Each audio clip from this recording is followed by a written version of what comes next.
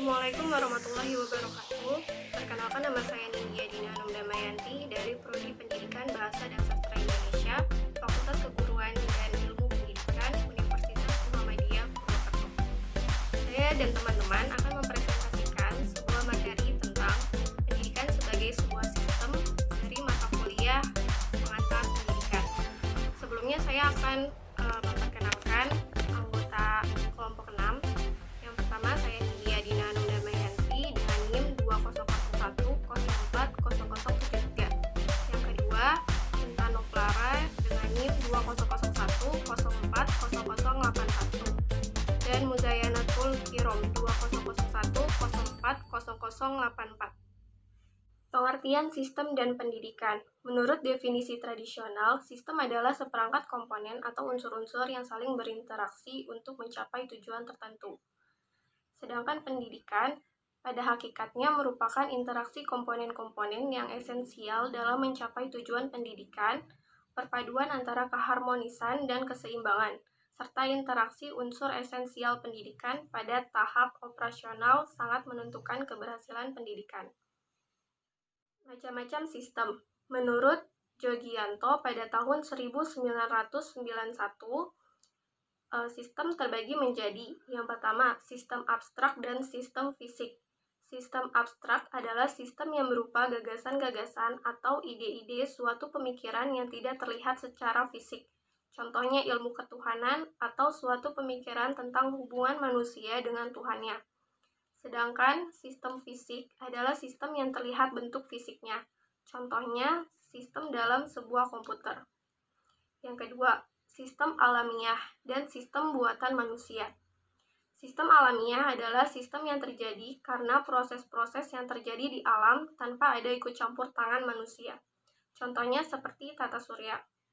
Sedangkan sistem buatan manusia adalah sistem yang sengaja dibuat oleh manusia. Tentunya melibatkan campur tangan manusia. Contohnya sistem komputer. Yang ketiga, sistem tertentu dan sistem tak tentu. Sistem tertentu merupakan suatu sistem yang dapat diperkirakan secara tepat seperti yang telah diprediksikan. Contohnya sistem pada komputer. Sedangkan sistem tak tentu merupakan suatu sistem yang tidak diperkirakan bagaimana ke depannya. Contohnya sistem pemilihan presiden.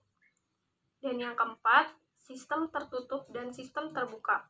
Sistem tertutup merupakan sistem yang tidak mendapatkan pengaruh dari lingkungan luar, sehingga sistem ini tidak melakukan pertukaran materi energi, dan secara otomatis akan bekerja tanpa adanya bantuan lingkungan luar. Sedangkan sistem terbuka merupakan sistem yang berhubungan dengan mendapatkan suatu pengaruh dari lingkungan luarnya untuk mengubah input menjadi output. Contohnya adalah sistem keorganisasian. Macam-macam sistem menurut Abdul Ghafur pada tahun 1982 terbagi menjadi, yang pertama, sistem sederhana dan sistem kompleks. Sistem sederhana terdiri dari beberapa komponen saja, hasil ataupun produksinya juga sederhana dan sama sepanjang waktu. Contohnya adalah sel-sel tubuh.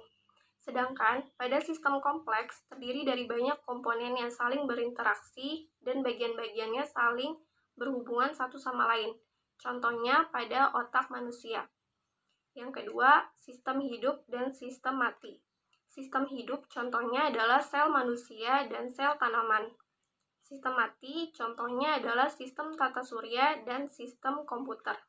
Yang ketiga, sistem vertikal atau sistem hierarki. Suatu sistem yang berkaitan erat dengan sistem yang lain. Susunan hierarki dapat berlangsung jika sistem di tingkat bawahnya membentuk sistem yang lebih tinggi. Komponen-komponen pendidikan sebagai sistem. Adapun komponen-komponen yang ada di dalam suatu sistem pendidikan yaitu sebagai berikut. 1. Tujuan pendidikan. Pendidikan merupakan suatu usaha sadar yang dilakukan untuk tercapainya suatu tujuan tertentu. Tujuan tersebut dapat diklasifikasikan sebagai berikut. Tujuan umum. Tujuan umum berarti tujuan pendidikan yang bersifat universal yang didasarkan pada hakikat manusia yaitu kedewasaan. Tujuan sementara. Tujuan sementara memiliki pengertian yaitu tujuan pendidikan yang sementara dicapai untuk mencapai tujuan yang lebih tinggi.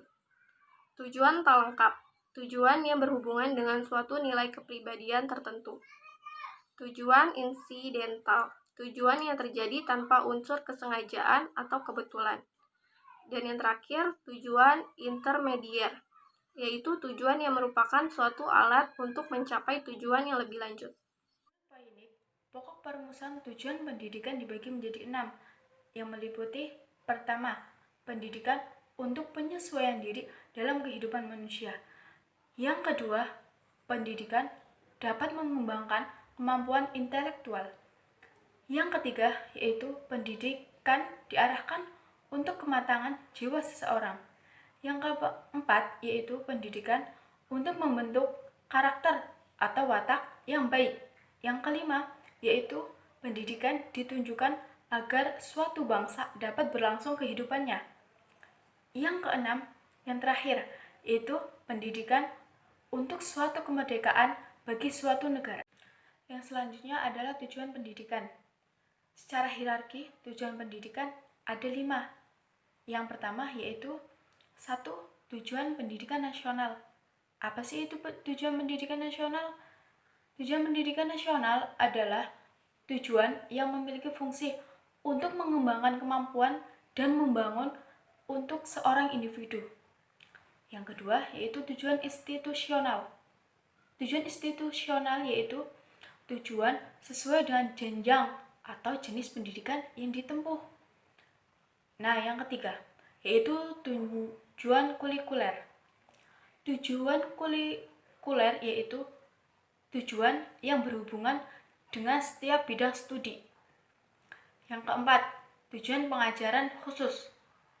Tujuan pengajaran khusus adalah tujuan yang lingkupnya lebih kecil dibandingkan tujuan pengajaran umum. Yang terakhir, yaitu tujuan pengajaran umum. Tujuan pengajaran umum yaitu sebuah tujuan penjabaran dari tujuan kurikuler. Selanjutnya yaitu isi pendidikan. Isi pendidikan merupakan komponen yang tak kalah penting dari komponen pendidikan sebagai sistem lainnya. Komponen yang ada di dalam isi pendidikan mencakup materi atau bahan yang diajarkan oleh pendidik. Komponen ini sangat berkaitan antara dengan tujuan pendidik dikarenakan materi yang disampaikan tentunya berupa ilmu pengetahuan yang membantu pendidik mencapai tujuan. Setelah komponen isi pendidikan, komponen selanjutnya adalah metode pendidikan. Metode sendiri memiliki pengertian, yaitu suatu cara untuk mencapai suatu tujuan pendidikan. Nah, dalam metode pendidikan tersebut mempunyai 4 metode yang meliputi pertama, yaitu metode dektorial. Apa sih yang disebut dengan metode dektorial? Metode dektorial itu adalah interaksi peserta didik dan pendidik banyak didominasi oleh pendidik. Yang kedua yaitu metode liberal.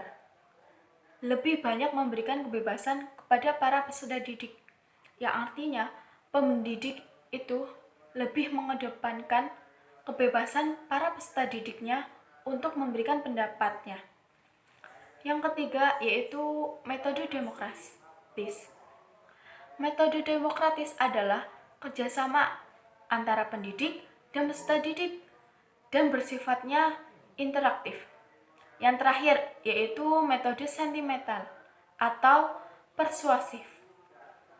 Metode tersebut ialah metode yang dilandasi bahwa peserta didik sangat membutuhkan kasih sayang dan diwarnai hubungan saling.